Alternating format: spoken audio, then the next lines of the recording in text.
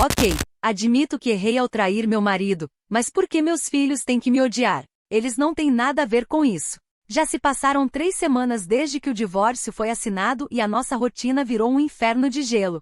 Toda noite, na hora do jantar, a cozinha fica em um silêncio sufocante que chega a me dar náuseas. Eu me sento à cabeceira, a posição legítima de quem comanda esta casa, mas o Lucas, meu filho mais velho de 17 anos, e a irmã dele, minha filha de 14, apenas passam os pratos uns para os outros sem sequer olhar nos meus olhos. É uma humilhação diária, eles agem como se eu fosse um fantasma flutuando pela sala, ignorando a minha própria existência física. Eu limpo os porta-retratos empoeirados da sala com força, batendo-os na estante de madeira para que escutem o barulho e entendam que ainda sou a dona da casa. Mas os dois nem piscam os olhos. Sei perfeitamente que errei com o Fernando, meu ex-marido. Tive um deslize, uma falha humana, mas foi algo estritamente conjugal que só diz respeito a 2 adultos e deveria morrer entre nós. O problema é que as pessoas misturam tudo. O meu papel de esposa não tem absolutamente nada a ver com o meu direito sagrado e biológico de ser mãe deles. Há poucos dias comecei a notar o Lucas sussurrando ao telefone cantos escuros da casa com o pai e percebi a jogada suja que estava sendo armada.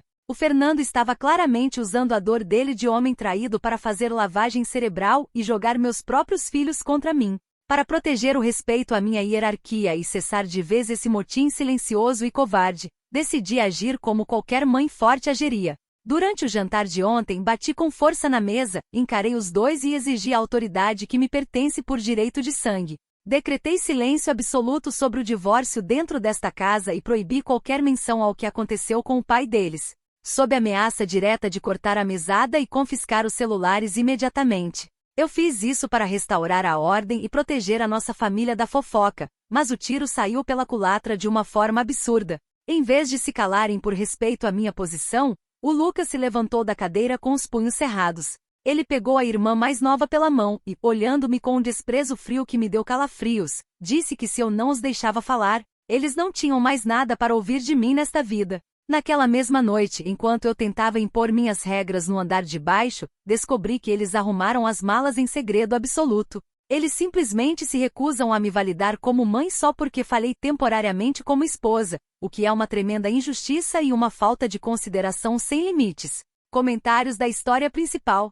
Usuário anônimo diz: é inacreditável como você acha que pode trair o pai deles, destruir a família e depois exigir que eles finjam que nada aconteceu apertando um botão.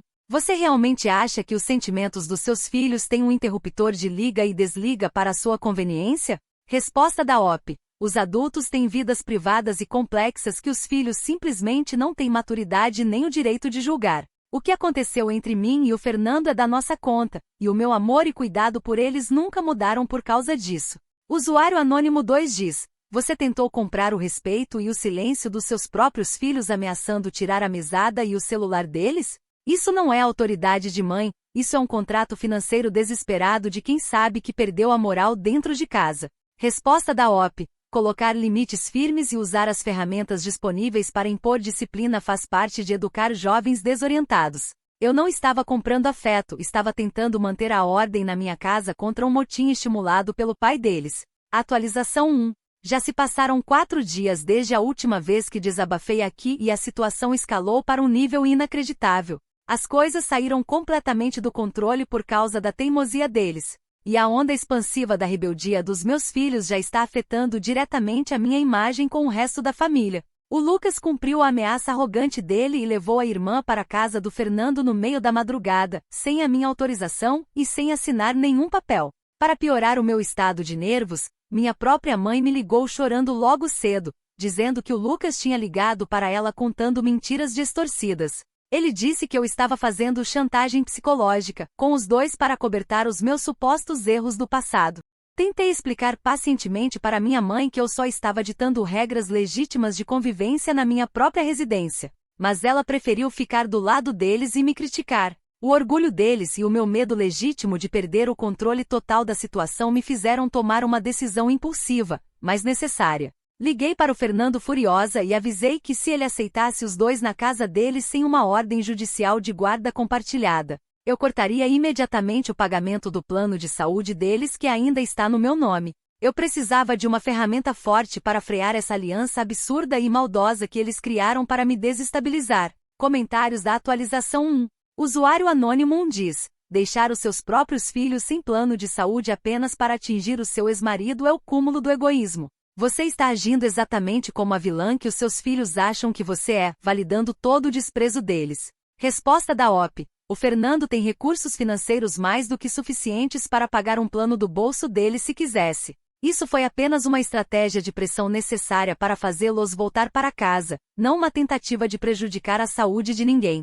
Usuário Anônimo 2 diz: até a sua própria mãe percebeu o tamanho do seu erro e ficou do lado dos netos contra você. Quando nem a sua própria carne apoia as suas atitudes, deveria ser o momento de você parar e refletir sobre o seu comportamento. Resposta da OP. Minha mãe sempre foi uma mulher blanda, criada em outra época e que aceitava tudo sem questionar. Ela não entende absolutamente nada sobre a psicologia e a disciplina moderna que são necessárias para conter adolescentes rebeldes hoje em dia. Atualização 2. Já se passaram 2 semanas desde os últimos acontecimentos e o meu isolamento só aumentou por causa da frieza alheia. O meu plano em relação ao plano de saúde não funcionou como esperado porque o Fernando simplesmente contratou outro serviço privado no mesmo dia. Ele se limitou a me enviar uma mensagem de texto seca e curta, dizendo para eu tratar qualquer assunto dali em diante exclusivamente com o advogado dele. Vendo que a realidade e as fofocas familiares estavam me isolando injustamente, resolvi dobrar a aposta para limpar minha imagem de uma vez por todas e trazer meus filhos de volta usando a pura lógica factual. Preparei um jantar de reconciliação impecável na minha casa, com as comidas que eles mais gostavam, e mandei uma mensagem formal para o Lucas. Escrevi que, como mãe legítima deles, eu exigia uma conversa civilizada e madura para resolver a situação. Para garantir que eles entenderiam o meu ponto de vista, passei noites em claro escrevendo uma carta detalhada de 10 páginas justificando as minhas atitudes. No texto, eu estruturei argumentos cronológicos mostrando que meus erros passados de casal não anulavam os anos em que cozinhei, limpei e cuidei da saúde deles. Eu tinha certeza de que, ao lerem aquilo, eles perceberiam o tamanho da ingratidão que estavam cometendo comigo. Quando eles finalmente chegaram à minha porta, acompanhados pelo Fernando que insistiu em esperar de forma provocativa dentro do carro, recusei-me a pedir desculpas pelo tom das brigas anteriores. Sentei os dois na mesa e comecei a ler a minha carta em voz alta, convicta de que a razão e os fatos históricos estavam inteiramente do meu lado. Comentários da atualização 2. Usuário Anônimo diz: uma carta de 10 páginas cheia de justificativas e autoelogios em vez de um pedido de desculpa sincero e humilde? Ninguém pode ser tão cego a ponto de achar que o manifesto vai apagar a dor de uma traição familiar. Resposta da OP. Os fatos cronológicos e a história não podem ser apagados por um único deslize emocional. Eu apresentei uma lista real de dedicação de uma vida inteira como mãe exemplar, e isso tem muito mais peso do que qualquer erro isolado. Usuário Anônimo 2 diz: o comportamento do Lucas me lembra muito o que eu fiz com a minha própria mãe anos atrás. Eu me tornei o escudo da minha irmã mais nova e me afastei permanentemente porque minha mãe também era incapaz de fazer uma autocrítica real. Resposta da OP. A sua situação pessoal deve ser completamente diferente da minha e não serve como comparação. Os meus filhos me amam profundamente no fundo do coração. Eles só estão temporariamente manipulados e confinados pela mente do pai. Atualização 3. Já se passaram 3 dias desde aquela noite desastrosa e eu sinto que cruzei uma linha definitiva onde tudo desmoronou. Durante o jantar, enquanto eu tentava ler a 5ª página da minha carta explicativa, o Lucas interrompeu a minha leitura batendo na mesa com violência. Ele gritou olhando na minha cara que não aguentava mais as minhas manipulações textuais e que tudo aquilo era um circo egocêntrico.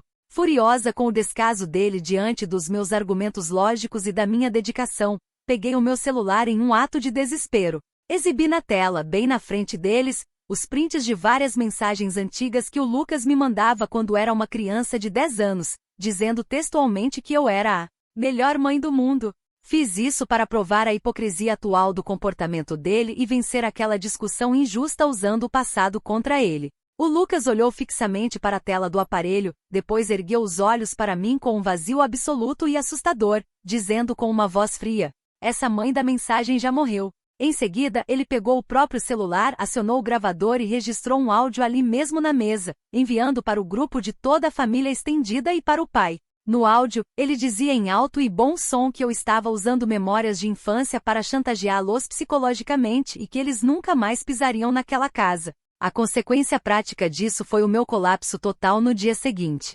O Fernando usou esse áudio desesperado e a gravação secreta que o Lucas fez de todo o jantar para conseguir uma ordem de restrição provisória na justiça contra mim. Perdi legalmente qualquer direito de aproximação física dos meus próprios filhos. A ferramenta que usei para exigir o amor deles foi exatamente o que acabou me banindo da vida deles de forma judicial. Comentários da atualização 3. Usuário Anônimo diz: mostrar mensagens de quando seu filho era apenas uma criança inocente para tentar ganhar um debate de adultos é uma das coisas mais baixas que já vi. Você age como um ditador decadente que vive de glórias passadas enquanto destrói o presente. Resposta da OP. A verdade histórica e o amor que existia naqueles registros não podem ser apagados ou cancelados por conveniência atual. Eu mostrei provas documentais de que fui uma mãe maravilhosa, doa a quem doer. Usuário Anônimo 2 diz: o Fernando foi extremamente rápido e estratégico em usar esse material na justiça. Parece claro que o seu ex-marido estava apenas esperando pacientemente que você mesma cavasse a sua própria sepultura legal com essas atitudes impensadas. Resposta da OP. O Fernando sempre foi um estrategista frio, calculista e sem escrúpulos. Ele usou a reação natural de uma mãe desesperada para montar uma armadilha jurídica e ficar com a guarda dos meninos por pura vingança. Atualização 4.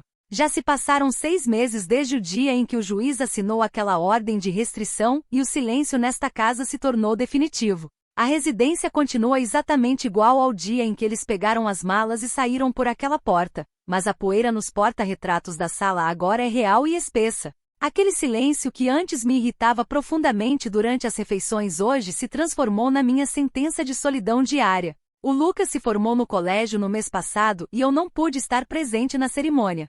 Soube através de uma prima distante que houve uma grande festa de comemoração com toda a família do Fernando, e eu sequer fui notificada ou convidada para o evento. Depois de tanto tempo trancada nestas paredes vazias, olhando para os quartos desocupados, a rigidez da minha mente começou a quebrar sob o peso da realidade. O orgulho que me sustentava começou a dar lugar a uma clareza amarga e dolorosa que eu tentei evitar a todo custo. Percebi, olhando para aquelas 10 páginas de argumentos que continuam jogadas na gaveta, que eu passei meses tentando ganhar um debate jurídico e moral quando o que meus filhos precisavam era apenas ver o meu arrependimento sincero. Eu estava tão obcecada em provar que a traição conjugal não anulava o meu papel de mãe que acabei usando as memórias mais puras da infância deles como armas de arremesso em uma mesa de jantar. O Fernando não precisou fazer lavagem cerebral neles, as minhas próprias atitudes egoístas. As minhas ameaças de cortar o plano de saúde e o confisco de celulares forneceram toda a munição que ele precisava para me afastar legalmente.